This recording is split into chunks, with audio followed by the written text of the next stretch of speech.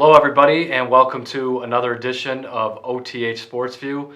I'm JP Butler, joined by Shawn Campbell and rejoined by Jeff Madigan, the St. Bonaventure women's basketball beat writer. And today, that's part of what we want to talk about, St. Bonaventure men's and women's basketball team.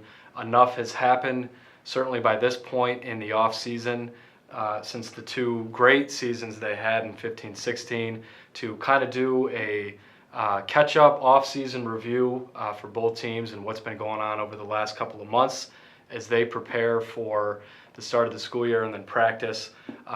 Both rosters are close to being set at this point. The men's roster is set, adding another recruit last week in a 6'8" forward from Baltimore. The women's roster is getting there. Yep. We know that they've just were able to get a recommitment from one of the recruits that had decommitted when Jim Crowley left for Providence, and so we'll get right into that. We'll start on the men's side, and as we said, the roster is set now. 13 scholarship players, a third spring recruit here to get to 13.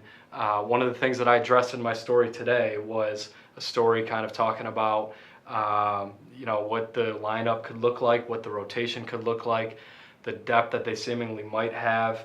I talked about kind of the starting lineup, what it could look like, what it might be. Shawn, I know we were talking about that right before we came in. Your thoughts just kind of on what we had there and what the bench may look like as well going into next year. I think probably you and I would both agree that we probably wouldn't have expected them to use that last scholarship, at least maybe earlier in the spring. But now 13 guys. I think you made a good point in your column today that, really after Jalen Adams, the pecking order might be a little interesting to see how that unfolds. Right. It's up in the air, and going back to last year, you look, they had, if you were going to count Courtney Stockard, the junior college transfer, come in and was expected to kind of take the place of Vandell Cumberbatch. Mm-hmm. You looked at that, as probably having four set starters, four really unquestioned starters, which maybe gives you a little less to kind of talk about in the summer. Mm-hmm. With Adams and Posley and Wright and Cumberbatch. This year, for as much as they seemingly might have, that could be only one, with Jalen Adams and even having two other kind of regular starters back from last year, and Adrice Taki and Woods. Mm-hmm. Those positions might not be totally solidified to where, there's probably just going to be a lot of competition for some spots. Yeah, does Taki retain his spot? He's sometimes viewed as maybe an underrated type of guy, defense first. Does he hold on? Woods was kind of in and out of the starting lineup last year too, but now Jordan Tyson's gone, but they have some new big men in the mix. So. Right. And does he make a jump from his freshman to sophomore year, too? We see a lot of that happening in years past. Right, and you mentioned, Woods, and, that's one thing this year. They had a lot of depth at guard last year. They seem to have that again this year, but now they've also addressed the front court a little bit. Last year, Woods was almost forced into the situation as a freshman. And by the end there, Tyson had gotten a shot. The two had flip-flopped a little bit in the starting lineup. Neither of them played very much down the stretch as they were able to kind of go smaller with their best lineup, and so nobody really took that spot, total control of it. Mm-hmm. But you figure he'll get a chance, and but also they've got the Syracuse transfer, Chino Boko, coming in, and the Liberty transfer who sat on the bench last year, David Ando, who could also maybe be in the mix there. Yeah, it's going to be interesting to see just who emerges out of that group. There's really seems like a lot of unknowns, at least to me. Just those guys. Chino really not playing a whole lot at Syracuse, but also being an ACC caliber guy. Right. And Ando having past Division I experience, but sitting out a year. But he also had a year of practicing with the team, learning the system. It seems like that might play to his advantage. Right, and that's the difference maybe going into this year when we talk about the depth. 2 years ago, we said that this is a team that looks like it has a lot of depth and could go way deep into its bench. Mm-hmm. It ended up being the opposite with that team because some guys didn't pan out the way you thought. Some of those guards, the other Jalen Adams was supposed to be the next best thing and didn't really pan out at all. Mm-hmm. The difference, I think, this year could be that they have guys who have done it at the Division I level, had been, at the ACC level, and 3 guys who were part of the team last year, who had that year of experience in Schmidt's system with Schmidt's guys in those practices.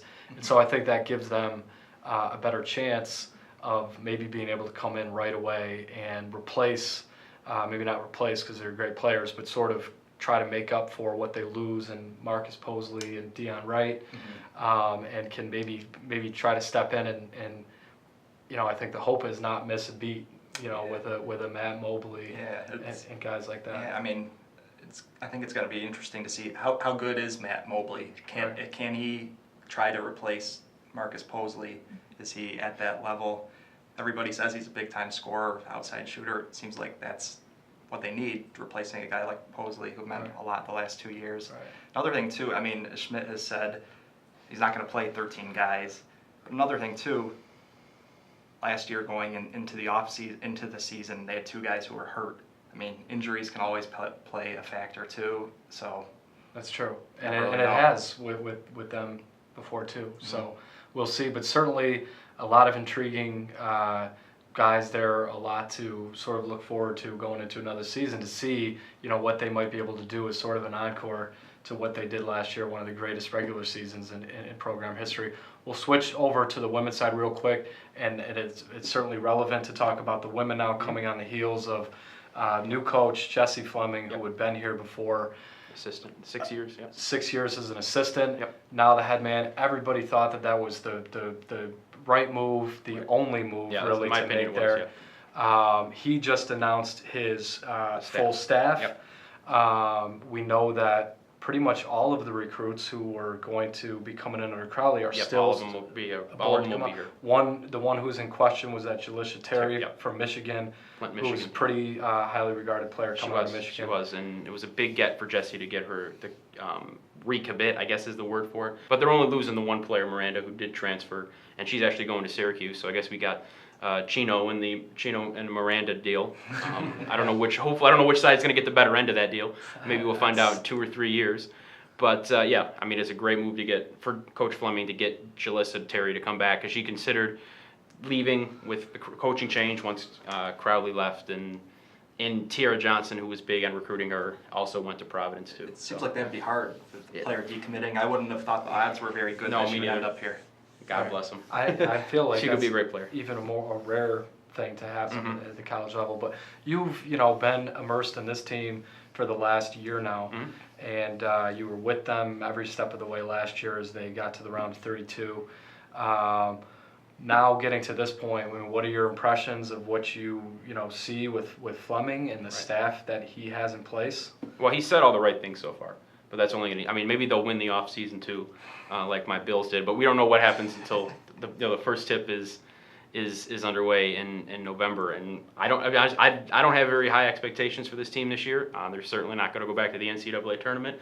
I mean, maybe they will and surprise everybody, but I don't think they will. More of an uphill battle. Yes, it certainly would be more of an uphill battle. Yeah, because they lost, 2 really great players, especially to graduation.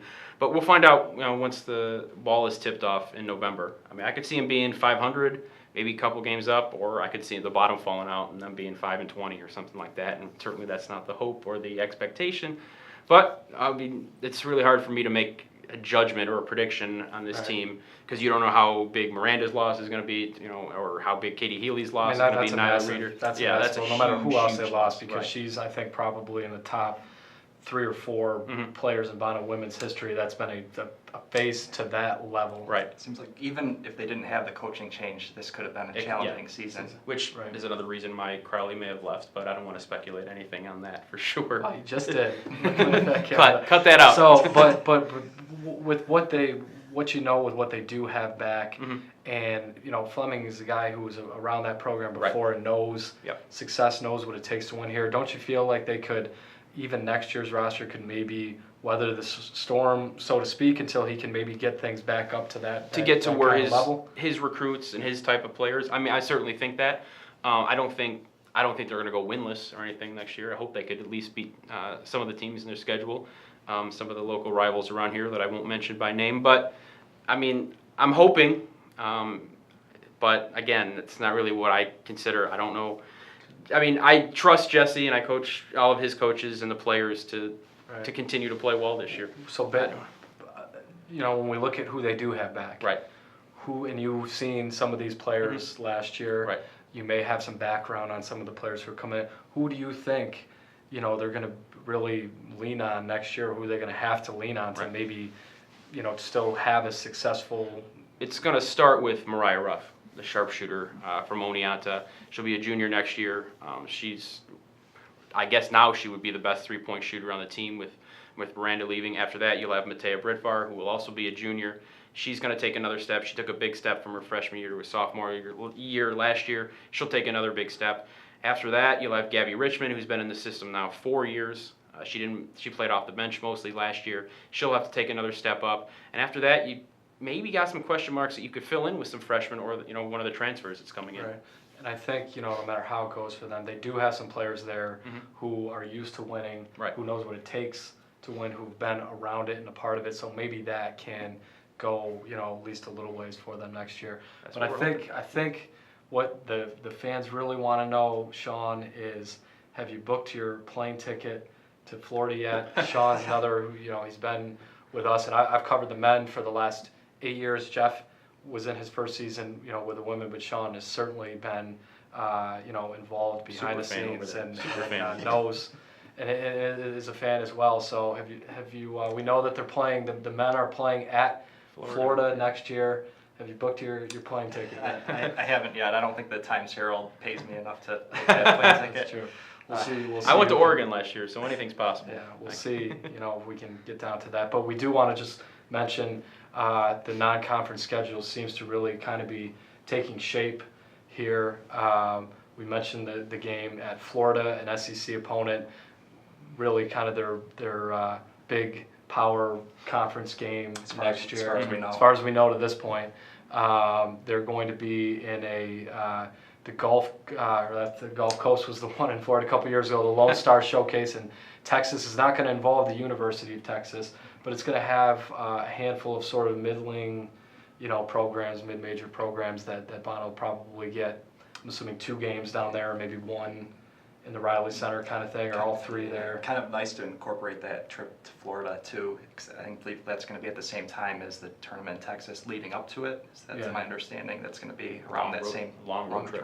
Yeah. Right around Thanksgiving, we think. Plus, you'll have the local rivals every year. You'll have Canisius, Niagara, Buffalo on the schedule. Right, Siena. Just trying to think Siena. Yep. And that'll be trying to avenge one of their few regular season losses from last year. Hofstra on the road too. Hofstra on the road.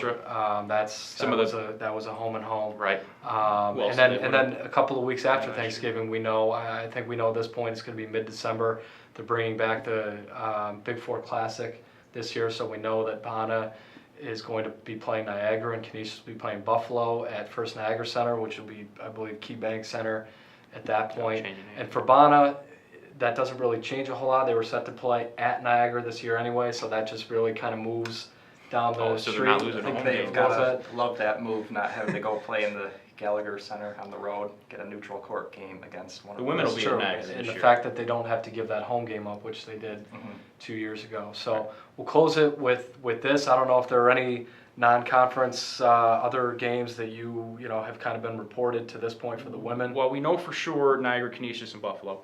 Canisius will be here, and the Bonnies will be at Niagara, at Buffalo, and the only one I know for sure, because it's already been, is Colgate. Will be here on Sunday, November 13th at 1 p.m. Colgate has a new head coach. Obviously, the Bonnies have a new head coach. I don't know if it's first game of the year or if it's the second game of the year. I think it's going to be the first home game of the year. And I'll close with this, a couple of rumored games for the men that are gaining a lot of traction at this point and hopefully can be confirmed in the next couple of days here. Game at home against Army this year, I'm hearing in the Riley Center, and possibly a home opener against St. Francis of PA, also trying to confirm. That would be a bye game where that game's just played here to kick off the 16-17 season for St. Bonaventure men's team. We'll be back. It's a lot of things of where you play a team one year and then you play the team the next year at their place. I think the women are going to Penn State. I think that was a 2-for-1 because they were at Penn State 2 years ago and then home against Penn State last year. They might be going to Georgetown again. I believe they're going to Toledo. I saw the Toledo. Toledo is one because Toledo came here last year. I don't think they're not going to play Siena because that was in the preseason NIT last year. So that won't make maybe Detroit if that was a 2-for-1. If Detroit would have to come back here, I don't think James Madison. I mean, just some of the same teams you saw last year in the Riley Center or the women played at last year, they'll play again. That sort of thing. And I'm sure the men are doing the same thing. Assuming, I mean, beyond Canisius, Buffalo, Niagara, whom they play. I think every year. the men's non-conference schedule is sort of setting up the same way, the same kind of template over the last couple of years. Whether that should be the case or not, depending on what happened last year with the selection committee pointing to the idea that they maybe didn't have a strong enough non-conference schedule. That's a debate for another day, which we'll maybe get into next time. Because right now it's certainly shaping up to be about the same as what it was. One strong BCS team, a couple of strong middling opponents, opportunity at some good wins, an opportunity at a lot of wins going into the conference season. So we will be back with that next time. Thank you for tuning in to this St. Bonaventure edition of OTH Sports View.